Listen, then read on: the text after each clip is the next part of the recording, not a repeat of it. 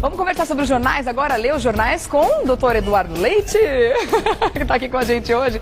Olá, tudo bem?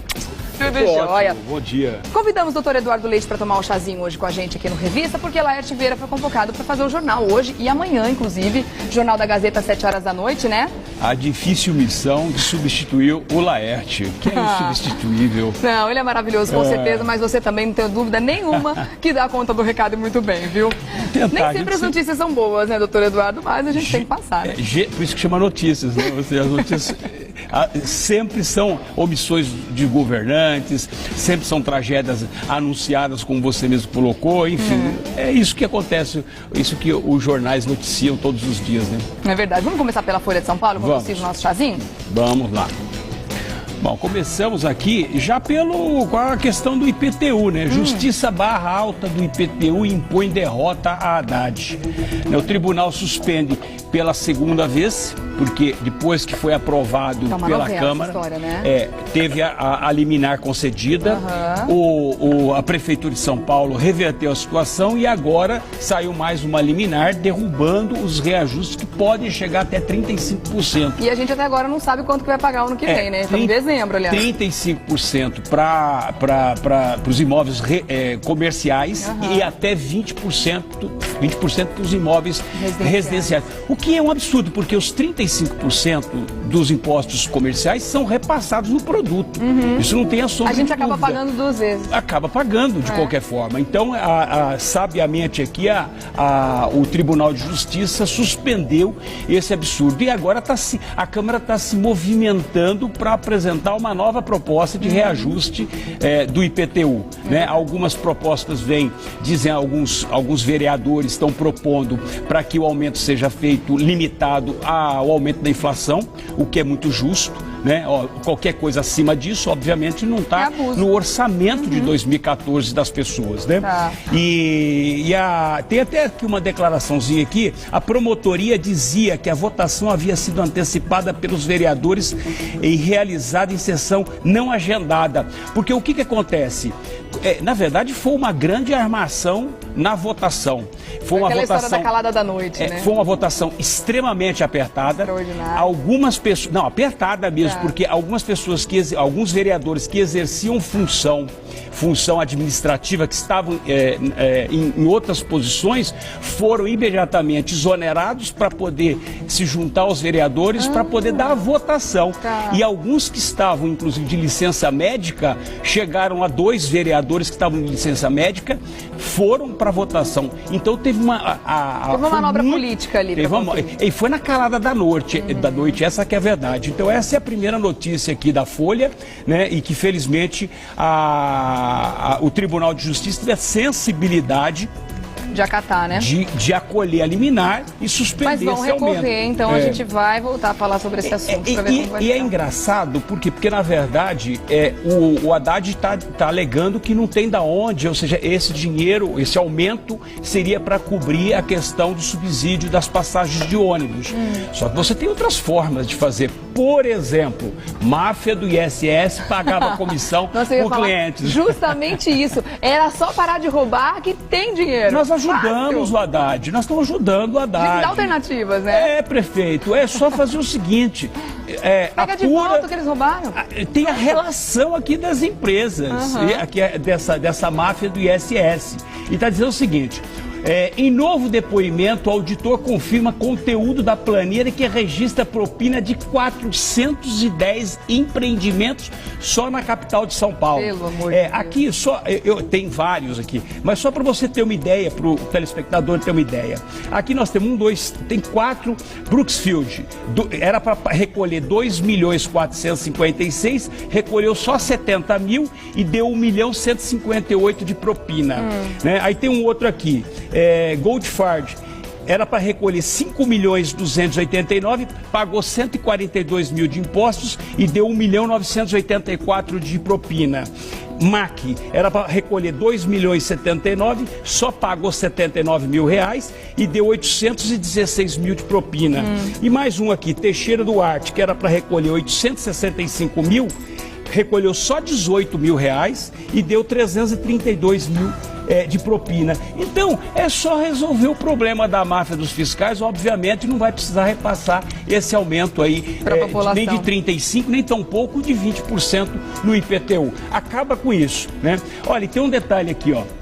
Aqui aparece um quadro e diz o seguinte: máfia do ISS cobrava propina de empresas para liberar o certificado de quitação do ISS, necessário para a emissão do habite, licença que permite a ocupação de um imóvel. Outro dia nós estávamos falando sobre isso, ou seja, não adianta, é no começo, a corrupção começa logo na aprovação da planta, durante o empreendimento, que tem as fiscalizações que são subornadas, e no final. Porque para poder chama habite-se, para poder habitar aquele imóvel, precisa de quê? Precisa da certidão, certificado final, de quitação do ISS. E aí você vê aí as diferenças e a propina ajuda a liberar esses imóveis, né? Então esse é o problema, ou seja, é só resolver de um lado que soluciona o problema aí do aumento. E aí quer repassar para o nosso bolso, coitadinho do nosso bolsinho que está cada vez mais magrinho, né, doutor Eduardo? Vamos falar dos destaques do agora. O agora. Então, primeiro aqui a notícia é: mãe do menino Joaquim é solta após 32 dias. O marido ainda, o Guilherme Raimo Longo, de 28 anos, permanece preso na delegacia seccional de Barretos, que é o principal suspeito, né? O casal é suspeito de ter matado o garoto Joaquim. E depois de 32 dias, através de um habeas corpus, a psicóloga Natália Mingoni Ponte é libertada sob protesto, né? Porque as pessoas estavam do lado de fora, todo mundo ficou lá gritando, assassina, mas de qualquer forma tem o processo legal que ela vai responder. O curioso é que não foi o advogado dela que conseguiu esse habeas corpus, não, né? Porque o habeas corpus qualquer pessoa pode impetrar, qualquer pessoa. E esse habeas corpus foi deferido justamente um advogado que impetrou em favor dela e que ele não faz parte do processo, aliás, nem a conhecia. Ele simplesmente foi lá e impetrou, conversou com o desembargador do Tribunal de Justiça e o desembargador concedeu o habeas corpus e colocou em liberdade. Por que um advogado faz isso por livre e espontânea vontade? Ele acredita na inocência da ré, alguma coisa do tipo? Vai saber, né? Dizem que os mistérios estão entre o céu e a terra, né? E estão nas pessoas, né? Vai saber qual é o interesse dele. Mas há interesse, como diz sempre lá. Sempre há algum interesse, vai saber, né? Os segundos de fama, talvez, vai saber, não sabemos.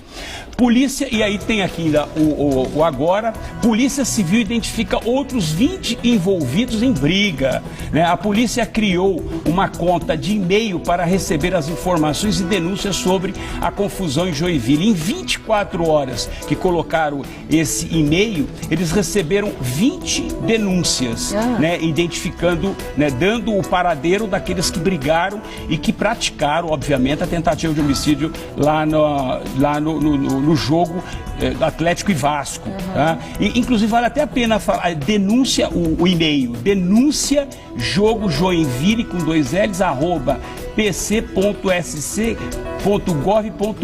Esse é o e-mail, se as pessoas souberem aí do paradeiro. É importante divulgar, né? Lógico, que é uma questão, ajuda, né? Claro. O delegado Douglas Sink, que participa das investigações de Santa Catarina, disse que intimará representantes dos 2 clubes responsáveis pela Arena Joinville. Agora, uma coisa interessante que saiu logo em seguida, essa semana, no começo dela, o MP anuncia que fez um acordo com as torcidas para não comparecer no próximo jogo. Não tem que fazer acordo. O MP não tem que fazer acordo. O MP tem que punir, tem que denunciar e processar, julgar essas pessoas e botar na cadeia. É isso que o MP tem que fazer. Não tem que fazer acordo coisíssima nenhuma. Claro. Você faz acordo com um criminoso? Não dá para fazer acordo com um criminoso, né? E aí nós temos também... a mão na cabeça de quem faz tanta coisa errada, né? É a famosa história da impunidade sempre. Cada um faz o que faz. Cada um faz o que quer nesse país. Né? E aí nós temos a charge, né? Vamos ver. Famosa do agora. Governo adia obrigatoriedade de airbags e freios ABS para evitar aumentos no carro popular. Ou seja... Faz tanto tempo que eu tô ouvindo essa história já. E é interessante, tá aí, ó. tem um senhorzinho aqui dirigindo o carro. Não está preocupado em salvar vidas, ministro? Ele: estou preocupado em salvar a minha pele. E o dragão vem atrás, aí vem o dragão com a Dilma em cima. Segura a inflação, senão eu te demito. Seu Manteiga, ministro Manteiga. Então vem aí agora. O que é engraçado nisso tem como manter ou colocar os airbags, os freios ABS. É só manter o imposto. E me parece que o imposto prevalece a vida humana, né? Pelo menos é o que a charge... Sempre, a economia está sempre na frente de tudo, né? Impressionante. Até eu estava vendo uma notícia, a gente estava falando essa questão de eles pararem de roubar, né? A questão da máfia do ISS, do IPTU, né? Enfim, a gente sabe onde é que está o dinheiro, né? Só não está onde deveria estar, só buscar, né? A gente viu uma notícia hoje de manhã que um deputado foi roubado em Brasília, né? Isso não é roubo, é reapropriação. Não, como ele é roubado? Ele é vítima de roubo? Isso é um absurdo. Isso tem que ser notícia de primeiro. Não é roubo. Isso não acontece. Sensacional. Bom, eu vou dar um recadinho, doutor Eduardo. Pode tomar um chazinho enquanto isso? Vou tomar. Porque daqui a pouco eu volto para mais notícias, tá bom? Até já. Diário de São Paulo, Estado de São Paulo. Daqui a pouco o doutor Eduardo Leite continua informando a gente que saiu nos jornais de hoje, tá bom? Vamos lá, vamos continuar conversando sobre o que está nos jornais de hoje. Vamos. O Diário de São Paulo está trazendo o quê, doutor? Eu não perguntei, eu tô tão acostumada com o Laerte, você me desculpa a gafe. Eu não coloco nem açúcar nem adoçante no chá dele, também a gente acabou acostumando, não tomar sem nada. O que você achou? Tá bom assim? Perfeito. Não quer que eu ponha um pouquinho de doce? Não, então tá bom. É bom, porque assim pelo menos o colesterol agradece. Os índices de glicose e tudo mais. Glicose, tudo. Agradece, vamos lá. Então, o Diário de São Paulo, Regiane, aqui na verdade traz uma notícia 2 em 1. Aí envolve o metrô paulistano, né? Que apesar de ter uma malha pequena, ele tem os seus problemas. E aí vem aqui: cuide do ouvido e da carteira também. Ai, meu Deus. Cuide do ouvido, por quê? Porque, na verdade, o estudo da Faculdade de Medicina de Jundiaí revela que metade dos trens antigos do metrô emite ruídos acima de 85 decibéis, o que pode trazer prejuízo à audição. Em meio a barulho, cresce a ação de ladrões mão leve, né? Ou seja, mais uma vez aqui, tem um outro motivador. O barulho ajuda o assaltante a bater carteira. E aqui tem uma coisa até interessante que o pesquisador fala o seguinte: um avião a jato provoca o som de 120 decibéis. Mais um pouco,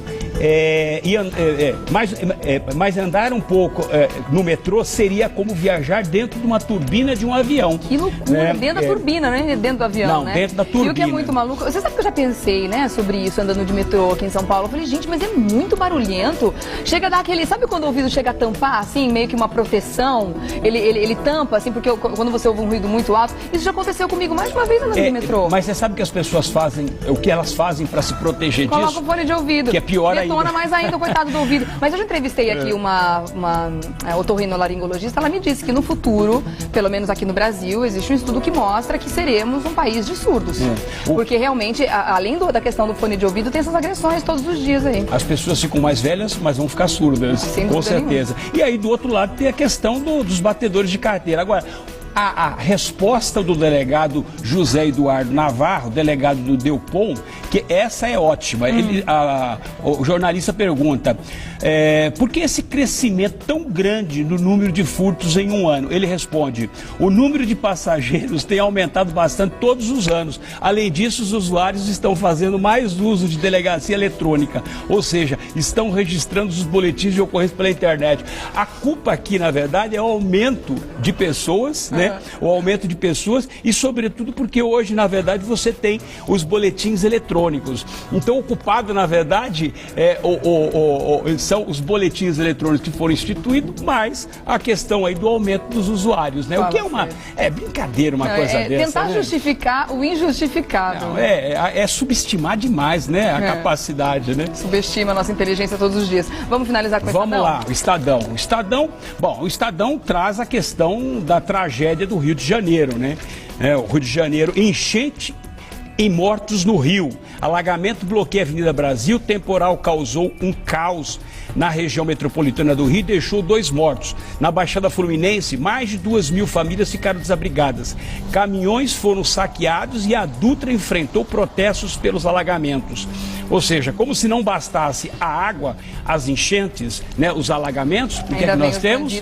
Aí nós temos ainda apareceu uma imagem hoje na reportagem, as pessoas saqueando um caminhão de frangos, né?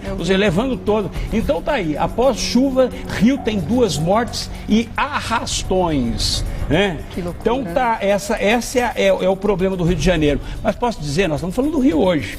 Amanhã tem São Paulo. Ah, mas eu não tenho toda certeza que isso vai acontecer por aqui. E São Paulo... O volume de chuva está impressionante, já a gente já está percebendo na primavera, né, o que está acontecendo. Imagina quando chegar aquelas chuvas torrenciais de verão, que sempre acontecem, que a temperatura está super elevada, né, e os temporais vão vir, sem dúvida nenhuma. Agora, o extraordinário dessa matéria, via com menos de um mês já alagada, construída para ser a principal alternativa à demolição do elevado da perimetral, a Avenida Binário, alagou nos 2 sentidos da primeira chuva forte desde da sua inauguração no dia 24. Quer dizer, já foi feito errado. Os 2 sentidos ficaram debaixo d'água no bairro de Gamboa. E aí, sabe o que o prefeito diz? Ele admitiu para uma rádio que pode ter havido erros de engenharia na drenagem. Ah, não. Não, meu prefeito. Será que teve, Eduardo doutor? Paz. Não é possível. Errou aí na mão, entendeu? Será que teve? Encheu de água? Não, será que não foi uma fatalidade, não? Não, isso é uma bobagem, né? Isso é um detalhe só. A engenharia para poder conter alagamentos, isso é um detalhe só.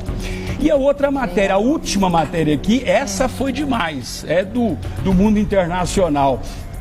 No velório de Mandela, né? Falso tradutor de sinais para surdos é investigado. A África do Sul reagiu ontem com a indignação e a revelação de que o intérprete da linguagem de sinais que trabalhou na homenagem de Nelson Mandela, na terça-feira no estádio Soccer City, era um impostor.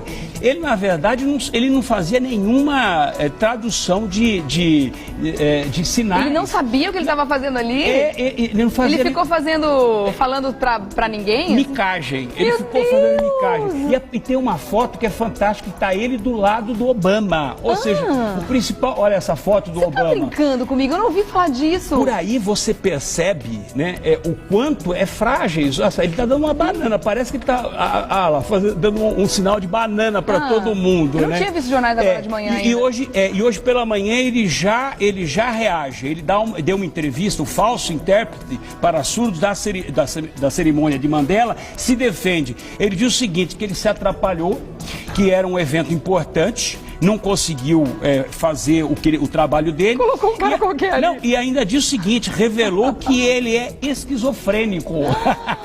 Olha só, essa é demais, né? Gente. Botaram um esquizofrênico, ainda bem que ele não teve um surto naquele momento. Se ele tivesse tido um surto, tinha matado ali uns Partido 2, 3. pra cima do Obama, imagina? Então esse é o mico da semana.